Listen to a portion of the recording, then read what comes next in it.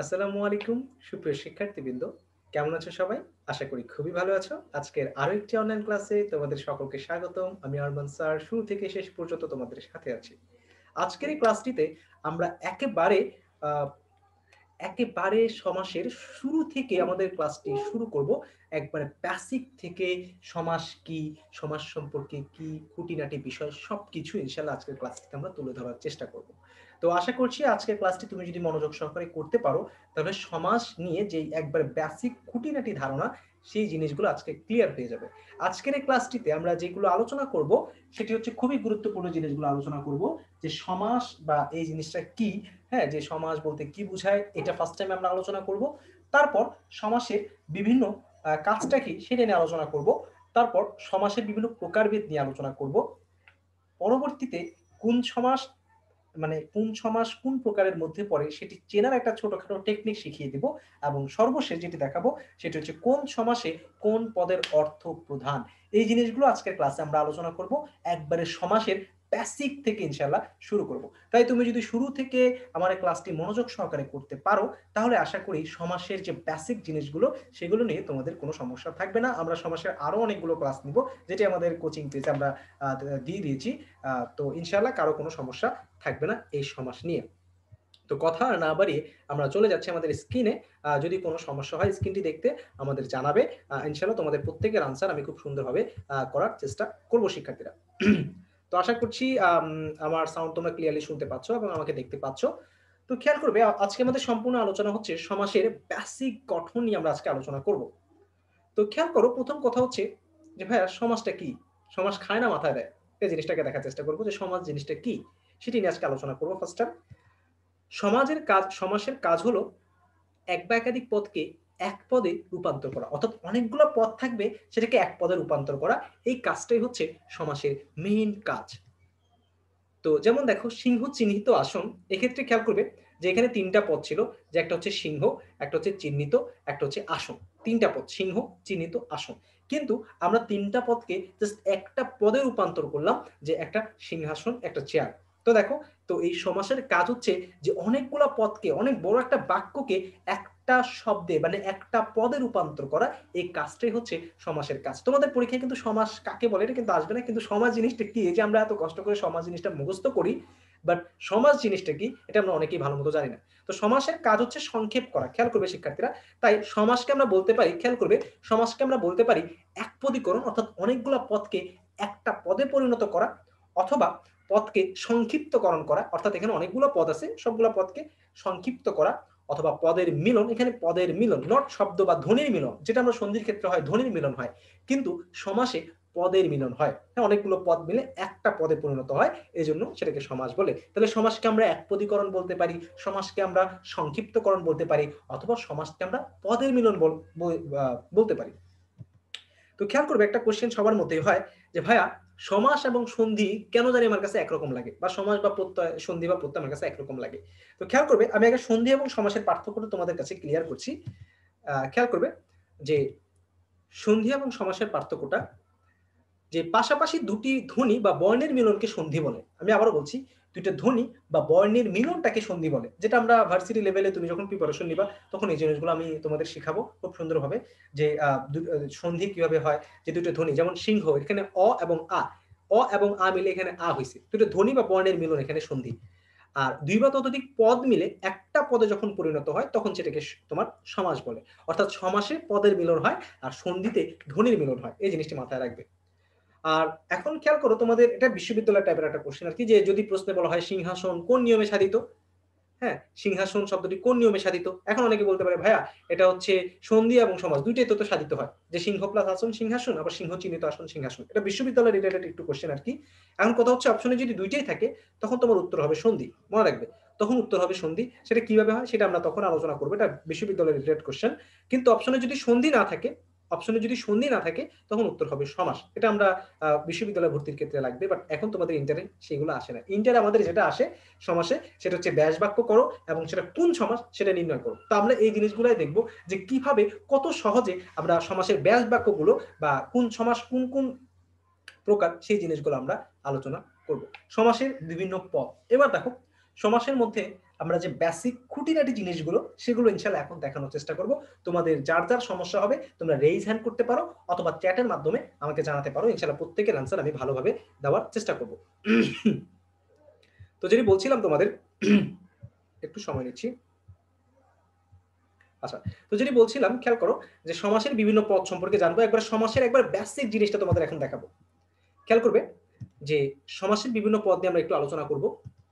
যে মুখ চন্দ্রের ন্যায়, খেয়াল করবে এই সমাসটিতে এই যে এই শব্দটার মধ্যে খেয়াল করো, মুখ কার মতো ভাই? চাঁদের মতো। মুখটা হচ্ছে চাঁদের মতো, চন্দ্রমুখ। এটা একটা কর্মধারয় সমাস। হ্যাঁ, উপমিত উপমান এগুলো আমরা পরবর্তীতে আলোচনা করব। কিন্তু আমাদের আলোচনা করার বিষয় আসলে এটা না। আমরা আলোচনা করবো এখান থেকে পূর্বপদ, পরপদ, ব্যাস বাক্য এগুলা কি নাকি এই জিনিসগুলো আমরা একটু দেখবো। কারণ আমরা পরবর্তীতে এই সম্পর্কে একবারে বিস্তারিত চলে যাব। তাই একবার বেসিকটা তোমার জানতে হবে।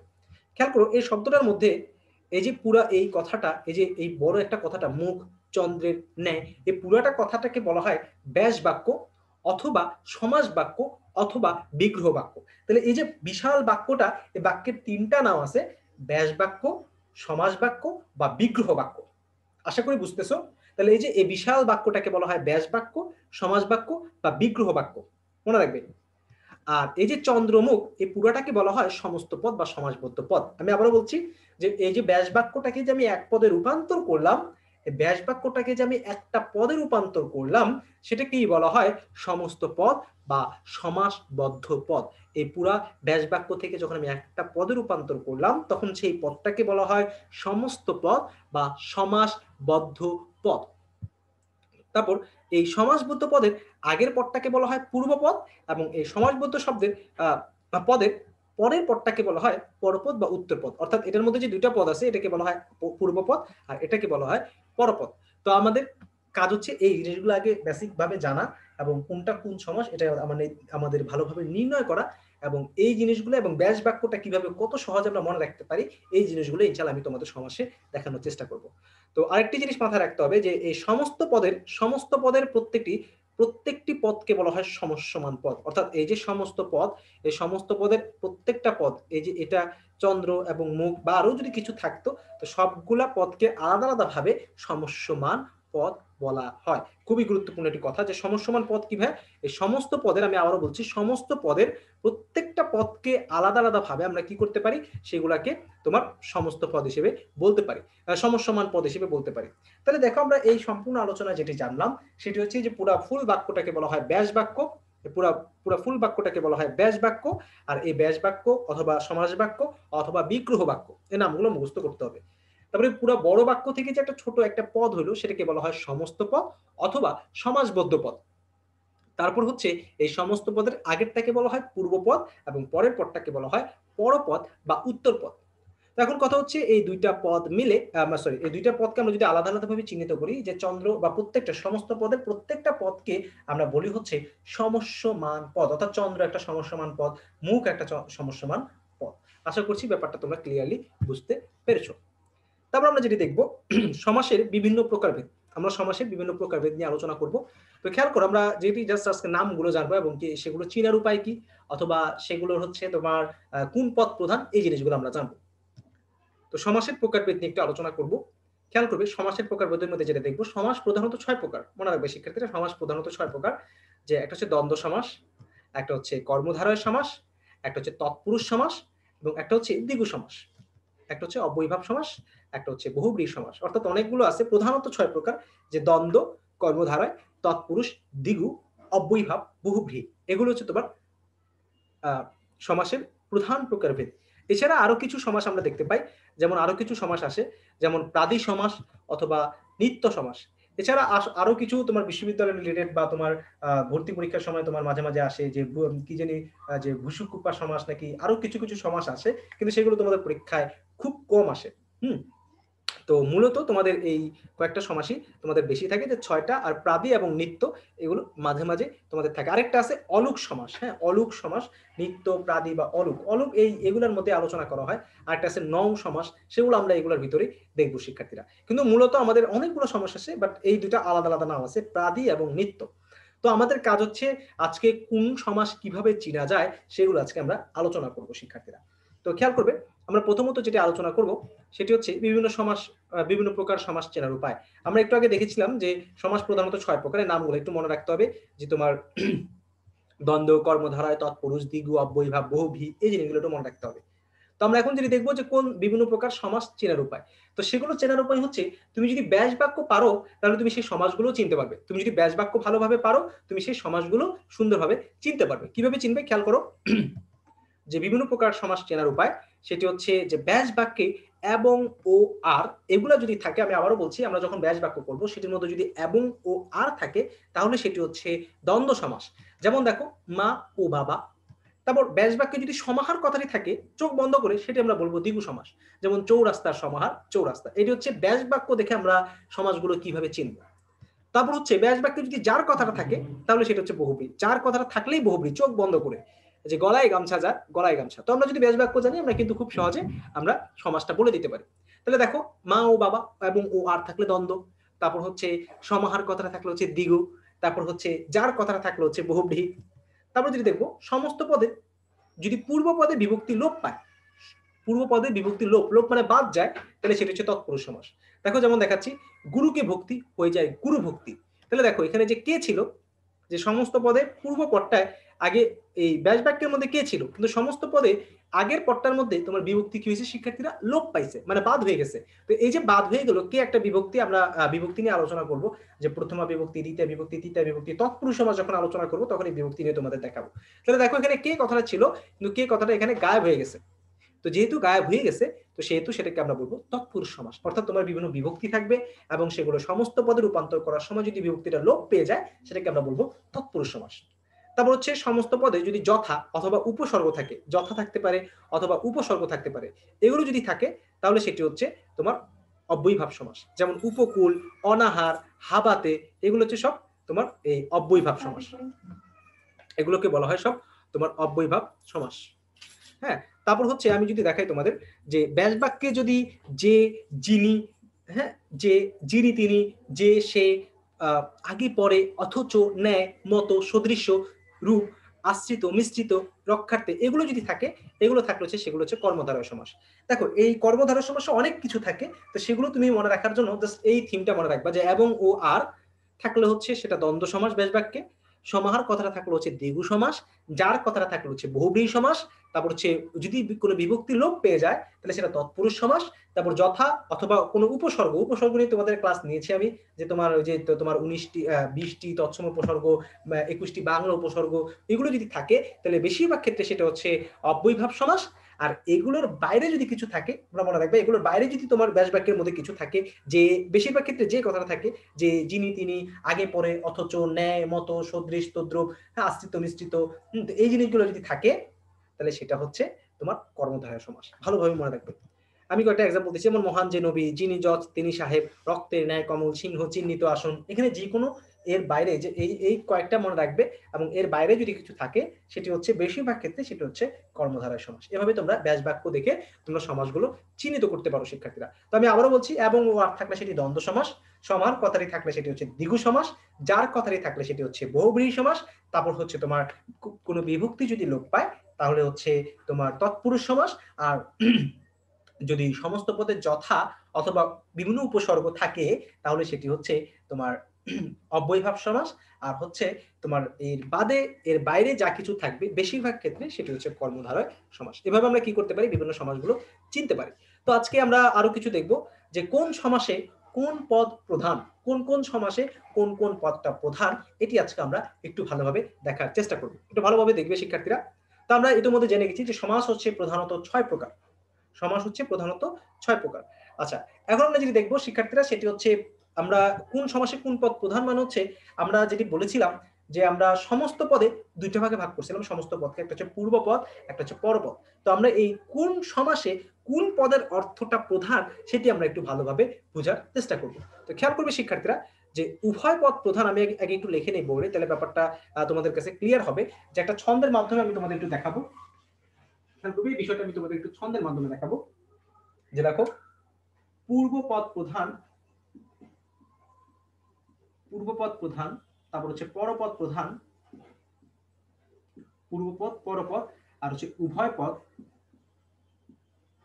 উভয় পদ, মনে রাখার উপায় আমি বলবো আগে, আর হচ্ছে কোনোটাই না, কোনো পদই না। তাহলে দেখো এখানে যেটা করব, উভয় পদ প্রধান হচ্ছে দ্বন্দ্ব সমাসে, এটা জাস্ট মনে রাখবা, দ্বন্দ্ব সমাস আমরা যে 6টা প্রকারে দেখছিলাম। তারপর হচ্ছে তোমার পরপদ প্রধান, পরপদ মানে পরের পদটা প্রধান, এটা তুমি মনে রাখতে পারো এভাবে, ক ত দি, এভাবে মনে রাখতে পারো। পরের পদটা প্রধান, এটা হচ্ছে ক ত দি, ক মানে কর্মধারায়, ত মানে তৎপুরুষ, দ মানে দিগু। হ্যাঁ, কত দি মানে হচ্ছে তোমার পরপদ। পূর্বপদ হচ্ছে অব্যয়ীভাব, তুমি জাস্ট এটা মনে রাখবে, পূর্বপদ হচ্ছে অব্যয়ীভাব। তাহলে দেখো পূর্ব হচ্ছে অব্যয়ীভাব, পরপদ হচ্ছে কত দি, এভাবে মনে রাখবা, কর্মধারা তৎপুরুষ দিগু। উভয় পদ হচ্ছে দ্বন্দ্ব, আর কোন পদের অর্থই প্রধান না হচ্ছে বহুব্রী। কেন হচ্ছে আমরা এটি একটু পরে আলোচনা করছি, আগে এইটি তুমি একটু কষ্ট করে মনে করে নাও। তোমার বিশ্ববিদ্যালয়ে ভর্তি পরীক্ষাটি প্রায় আসে যে কোন সমাসে কোন পদের অর্থ প্রধান, এটি অত্যন্ত গুরুত্বপূর্ণ জিনিস। তো এই জন্য আমাদের বুঝাবো একটু পরে আমি। তো আপাতত তুমি জাস্ট জানো যে কিভাবে এটি আমরা মনে রাখতে পারি, যে তোমার পূর্বপদ অব্যয়ীভাব, এটা মনে রাখবা, আর পরপদে তিনটা, কত দি, হ্যাঁ, আর উভয় পদ হচ্ছে দ্বন্দ্ব সমাস, আর কোনো পদই না সেটা হচ্ছে বহুব্রী। এটা এই জিনিসটি মনে রাখবে। এবার আসো এটি কেন হয় সেটা আমরা একটু ব্যাখ্যা করার চেষ্টা করব। দেখো শিক্ষার্থীরা, উভয় পদ খেয়াল করবে, উভয় পদ দ্বন্দ্ব সমাস প্রধান। উভয় পদ প্রধান কেন প্রধান আমি দেখাচ্ছি। যেমন ধরো মা ও বাবা, সমস্ত পদ হচ্ছে মা বাবা। তো দেখো এখানে পূর্বপদ এবং পরপদ দুইটাই অর্থ কি আমার প্রাধান্য পায়। দেখো এখানে মা বাবা বলতে কাকে বোঝাচ্ছে, মাকে বোঝাচ্ছে নাকি বাবাকে বোঝাচ্ছে। এখানে মা বাবা বলতে দুজনকেই কিন্তু বোঝাচ্ছে, যার কারণে দুজনের অর্থটাকে আমরা যে জন্য গুরুত্ব দেই, সেহেতু আমাদের এক্ষেত্রে সেটাকে আমরা বলবো দ্বন্দ্ব সমাস। তাহলে যে সমাসে দুইটা পদের অর্থই আমার সেম সেম, কোনোটা কম বা কোনোটা বেশি আমরা জোর দিই না, সেটাকে বলা হয় তোমার দ্বন্দ্ব সমাস। ছেলে ও মেয়ে, ছেলে মেয়ে, জামাই ও বউ, জামাই বউ। তো ব্যাপারটা হচ্ছে আমরা যখন দুইটা হাসি ও কান্না, হাসি কান্না, তো ব্যাপারটা হচ্ছে দুইটা যখন একসাথে হবে, দুইটা পদের অর্থ যখন অর্থ আমাদের প্রাধান্য পাবে, সেটাকে বলবো আমরা দ্বন্দ্ব সমাস। তারপর হচ্ছে পরপদ প্রধান, আমি তোমাদের বলেছিলাম যেটাকে মনে রাখবো হচ্ছে তোমার কত দি, এভাবে দেখো যে কত দি, কত দি মানে হচ্ছে কর্মধারায় তৎপুরুষ আর হচ্ছে দিগু, এভাবে মনে রাখতে পারি, ক ত দি, যে কর্মধারায় তৎপুরুষ দিগু। কিভাবে হচ্ছে আমি তোমাদের এক্সাম্পল সহকারে দেখাই। পরপদ মানে হচ্ছে পরের পদের অর্থটা প্রধান। তোমাদের আমি বলেছিলাম যে পূর্বপদ এবং পরপদ কিভাবে আমরা আইডেন্টিফাই করতে পারি, সেটি তোমাদের একটু আগে আমরা দেখিয়েছিলাম। এখন চলো আমরা দেখে নিই। যেমন মুখ চন্দ্রের ন্যায়, চন্দ্র মুখ। এখানে খেয়াল করবে চন্দ্র এবং মুখ, চন্দ্র এবং মুখ, এটার মধ্যে পূর্বপদ কোনটা, চন্দ্র, আর পরপদ কোনটা, মুখ। তাহলে দেখো চন্দ্রমুখ বলতে চাঁদটাকে বোঝাচ্ছে নাকি মুখটাকে বোঝাচ্ছে। তাহলে দেখো আমরা যদি পরের পদটাকে খেয়াল করি, তাহলে চন্দ্রমুখ বলতে আসলে মুখটাকে বোঝাচ্ছে, যে তার মুখটা হচ্ছে কার মতো, মুখটা হচ্ছে চাঁদের মতো, মুখটা হচ্ছে চাঁদের মতো। যেহেতু মুখটা চাঁদের মতো, যেহেতু মুখটা হচ্ছে পরপদ, তাই আমরা বলতে পারি কর্মধারয় সমাসে পরের পদের অর্থটা প্রধান। অর্থাৎ এখানে চন্দ্র চাঁদকে বোঝাচ্ছে না, চন্দ্রমুখ বলতে যে তার চেহারাটা চাঁদের মতো সেটাকে বোঝাচ্ছে। অর্থাৎ এখানে চাঁদটাকে জোর দেওয়া হচ্ছে না, জোর দেওয়া হচ্ছে তার চেহারাকে, তার চেহারাকে এখানে বোঝাচ্ছে। ঠিক একইভাবে সিংহাসন, এখানে সিংহকে বোঝাচ্ছে না, এখানে হচ্ছে আসন, যে তোমার যে চেয়ারটা, সেই চেয়ারটাকে বোঝাচ্ছে। ঠিক একইভাবে মহান যে নবী, মহানবী, এখানে মহান উপর আমরা জোর দিই না, নবী, নবী হচ্ছে পরপদ, সেই পরপদের উপর আমরা জোর দিই। আমি এগুলা আবার কর্মধারয় সমাস, এগুলো তোমাদের দেখাবো। তারপর গুরুকে ভক্তি, এখানে দেখো গুরুকে ভক্তি খেয়াল করো। তো ব্যাপারটা হচ্ছে এখানে গুরু হচ্ছে পূর্বপদ, ভক্তি হচ্ছে পরপদ। তো আমরা এই তৎপুরুষ সমাসে, এটা কিন্তু তৎপুরুষ সমাস কারণ বিভক্তি লোপ পাইছে, তাহলে তৎপুরুষ সমাসে আমরা কোন পদটার উপর জোর দিই, পরপদের উপর জোর দিই। কিভাবে দেখো, কারণ এখানে গুরুকে বোঝাচ্ছে না, বরং গুরুকে যে ভক্তি করা হচ্ছে, গুরুকে যে রিসপেক্ট করা হচ্ছে, সেইটাকে বোঝাচ্ছে। অর্থাৎ গুরু ভক্তি বলতে কোনো টিচার, কোনো শিক্ষককে বোঝাচ্ছে না, গুরু ভক্তি বলতে ভক্তি, গুরুকে যে রিসপেক্ট করতেছে, ওই রিসপেক্ট বা শ্রদ্ধা করতেছে, ওই শ্রদ্ধাকে বোঝাচ্ছে। তাহলে গুরু ভক্তি বলতে শ্রদ্ধা করা, গুরুকে শ্রদ্ধা করা, এই শ্রদ্ধা করার অর্থটা আমাদের প্রাধান্য পায় শিক্ষার্থীরা। তারপর যদি দেখায় যে চৌরাস্তা, এখানেও দেখো পরের পদের অর্থটা প্রধান। কিভাবে দেখো, চৌরাস্তা, এখানে চার রাস্তা। তো চৌরাস্তা বলতে এখানে চার সংখ্যাটাকে কিন্তু বোঝাচ্ছে না, মূলত বোঝাচ্ছে হচ্ছে রাস্তাটা, রাস্তাটা কয়টি ভাইয়া, চারটি। তাহলে এখানেও দেখো চৌ বা চার, চার বলতে এখানে সেই অর্থটা তেমন একটা প্রাধান্য পাচ্ছে না, কিন্তু চার রাস্তা বলতে চারটা রাস্তাকে বোঝাচ্ছে, রাস্তাটাকে আইডেন্টিফাই করছে। ঠিক একইভাবে গুরুকে ভক্তি, অর্থাৎ এখানে গুরুকে আইডেন্টিফাই করতেছে না, বরং গুরুকে যে ভক্তি করা হচ্ছে সেই অর্থটার উপর জোর দেওয়া হচ্ছে। ঠিক একইভাবে চাঁদ মুখ বা চন্দ্রমুখ, সেই চাঁদের সাথে আমরা মানে চাঁদটাকে প্রেফার করা হচ্ছে না, মেইনলি প্রেফার করা হচ্ছে তার মুখটাকে। আর মা বাবার মধ্যে দেখো যে দুইজনকে আমরা প্রেফার করছি। তো এইভাবে এজন্য বলা হয় এই ৩ টা সমাসে পরের পদের অর্থ প্রধান পায়। তারপর যদি দেখাই যে পূর্বপদ প্রধান, তোমাদের একটু আগে দেখাইছিলাম পূর্বপদ প্রধান হচ্ছে অব্যয়ীভাব সমাস। অব্যয়ীভাব সমাসে পূর্বপদের অর্থ প্রধান হয়। যেমন দেখাচ্ছি, কূলের সমীপে উপকূল। এখানে উপকূল বলতে যেটা বোঝায় দেখো এই যে উপকূল বলতে কূল মানে হচ্ছে কিনারা আর উপ মানে হচ্ছে কাছাকাছি। অর্থাৎ কূলের কাছাকাছি। তাহলে ব্যাপারটা হচ্ছে উপকূল মানে হচ্ছে কূলকে বোঝায় না, বরং কূলের কাছাকাছিকে বোঝায়। অর্থাৎ এখানে আমাদের কাছাকাছি অর্থটার উপর আমাদের বেশি ফোকাস করছে। যার কারণে আমরা বলতে পারি যে উপকূল, এই এটার উপর যেহেতু জোর দিচ্ছে, যেহেতু পূর্বপদের উপর জোর দিচ্ছে, তাই আমরা বলতে পারি যে অব্যয়ীভাব সমাসে পূর্ববর্তী পদ যেটা থাকে সমস্ত পদের সেটার উপর জোর দেয়। এবার দেখো লাস্ট আরেকটা আছে যে কোন পদের অর্থই প্রধান না, কোন পদের অর্থই প্রধান না, সেটা হচ্ছে বহুব্রীহি সমাস। কিভাবে দেখাচ্ছি, যেমন দেখো গলায় গামছা যার, এখানে কি বলতেছে গলায় গামছা, কিন্তু গলায় গামছা বলতে কি আসলে গলাকে বোঝাচ্ছে না গামছাটাকে বোঝাচ্ছে? দেখো আমি আবার বলছি, গলায় গামছা যার, গলায় গামছা, এখানে গলায় গামছা বলতে গলাকে বোঝাচ্ছে না গামছাকে বোঝাচ্ছে? বলতো এখানে গলাটাকে বোঝাচ্ছে না গামছাটাকে বোঝাচ্ছে? আসলে এখানে গলায় গামছা বলতে গলাকেও বোঝায় না, গামছাকেও বোঝায় না। এখানে গলায় গামছা বলতে একটা লোককে বোঝাচ্ছে, যে আমরা দেখতে পাচ্ছি এখানে ইন্ডিয়ার প্রধানমন্ত্রী নরেন্দ্র মোদী, সেই লোকটাকে বোঝাচ্ছে যে তার গলায় কি আছে, গামছা আছে। তো ব্যাপারটা হচ্ছে এখানে গলায় গামছা বলতে ওই লোকটাকে বোঝায় যে লোকটা গলায় গামছা পরে আছে। অর্থাৎ এখানে গলাকেও বোঝাচ্ছে না, গামছাকেও বোঝাচ্ছে না, বরং সেই লোকটাকে বোঝাচ্ছে। অর্থাৎ এই বহুব্রীহি সমাসে কোনো পদের অর্থই প্রধান নয়। এগুলো প্রায় তোমাদের বিশ্ববিদ্যালয়ে ভর্তি পরীক্ষায় আসে, অথবা এই পদের অর্থ প্রধান দেখে আমরা সমাসগুলো নির্ণয় করতে পারি। তাহলে দেখো আমরা খুব সহজে বুঝতে পারলাম যে যেই সমাসে ২ টা পদ প্রধান অর্থ প্রধান থাকে সেটাকে বলা হয় তোমার দ্বন্দ্ব সমাস।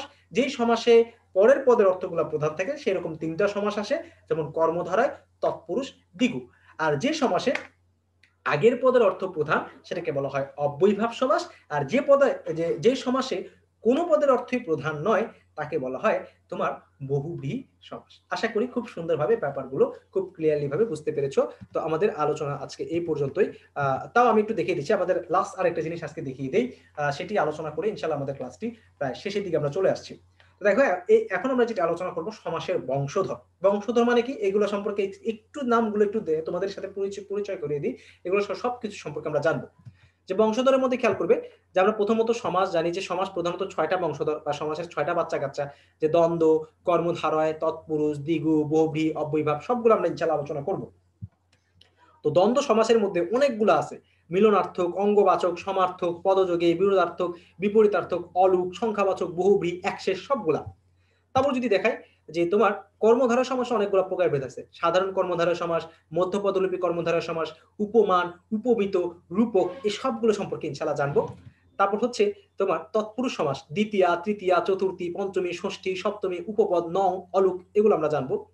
তারপর তোমার বহুব্রীহি সমাসের মধ্যে অনেকগুলো প্রকারভেদ আছে, সমানাধিকরণ, ব্যাধিকরণ, ব্যতিহার, ন, প্রত্যয়ান্ত বহুব্রীহি, মধ্যপদরূপী বহুব্রীহি, অলুক, সংখ্যাবাচক, নিপাতনী সিদ্ধ, অনেকগুলা বহুব্রীহি সম্পর্কে আমরা জানবো। তো এইগুলোই হচ্ছে আমাদের সমাসের বংশধর, একটু দেখে নাও, তাদের সাথে ইনশাআল্লাহ আমরা খুব শীঘ্রই পরিচিত হতে যাচ্ছি।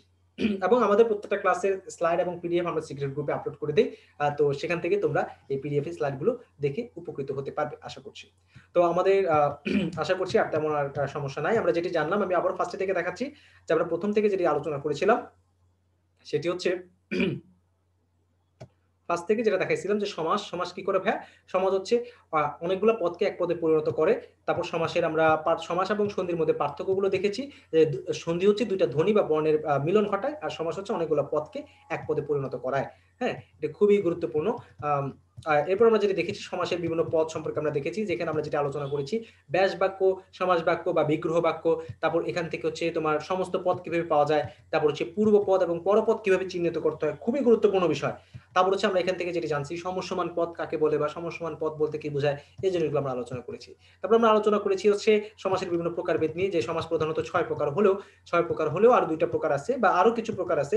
হ্যাঁ, তো ব্যাপারটা হচ্ছে ভূসুকুপা নামে আরেকটা কি জানি একটা প্রকারভেদ আছে আর কি। তো এগুলা লাগবে না, বাট এগুলা তোমার জানলেই তোমার ইন্টার লেভেল তোমার পার হয়ে যাবে। তারপর যেটি দেখবো সেটা হচ্ছে সুপসুপা সমাস আছে একটা, মনে পড়ছে। আচ্ছা, তারপর হচ্ছে বিভিন্ন প্রকার আ সমাস চেনার উপায়।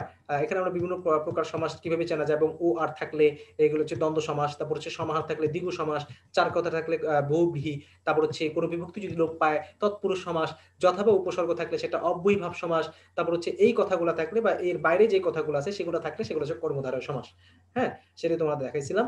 তারপর যেটা দেখাইছিলাম যে কোন সমাসে কোন পদের অর্থ প্রধান হয়। যে উভয় পদ প্রধান হচ্ছে দ্বন্দ্ব, পরপদ প্রধান হচ্ছে কর্মধারয় তৎপুরুষ দ্বিগু, তারপর হচ্ছে তোমার গুরুকে ভক্তি, গুরু ভক্তি, অনেকগুলো এক্সাম্পল দেখাইছিলাম। তারপর হচ্ছে পূর্ব পদের অর্থ প্রধান হচ্ছে অব্যয়ীভাব সমাসে। অর্থাৎ এটার মধ্যে আগের পদের অর্থটা প্রধান।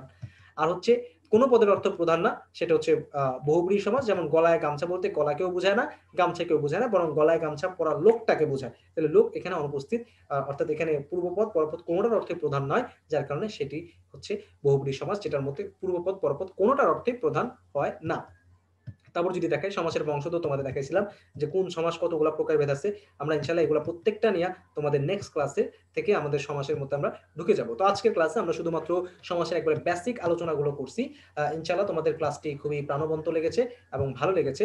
তাও যদি তোমাদের কোনো সমস্যা থাকে ইনশাআল্লাহ তোমরা জানাবে। আর যদি সমস্যা না থাকে আ তাহলে তো খুবই ভালো। আর যেকোনো সমস্যা হলে আমাকে মেসেঞ্জারে নক দিবে। আমি যতটুকু পারি তোমাদের হেল্প করার চেষ্টা করব শিক্ষার্থীরা। তো আশা করছি কারো কোনো তেমন কোয়েশ্চেন নাই। যদি কোয়েশ্চেন থাকে আমাকে জানাতে পারো। আর যদি না থাকে তাহলে আমরা আমাদের আজকের ক্লাসটি এখানেই শেষ করে দেব। তো বলো, কারো কোনো কোয়েশ্চেন আছে? তো আশা করি কারো কোনো কোয়েশ্চেন নেই। আ তো তবুও যদি কারো কোনো সমস্যা থেকে থাকে অবশ্যই আমাকে জানাবে। হুম? তো সেই পর্যন্ত সবাই ভালো থাকবে, সুস্থ থাকবে। ইনশাআল্লাহ পরবর্তী ক্লাসগুলোতে আমরা সমাসের প্রকারভেদ নিয়ে একবারে বিস্তারিত আলোচনায় ঢুকে যাব। তো খোদা হাফেজ শিক্ষার্থীরা, ভালো থাকবে, সুস্থ থাকবে। আসসালামু আলাইকুম। ধন্যবাদ সবাইকে এত কষ্ট করে আমার ক্লাসটি করার জন্য।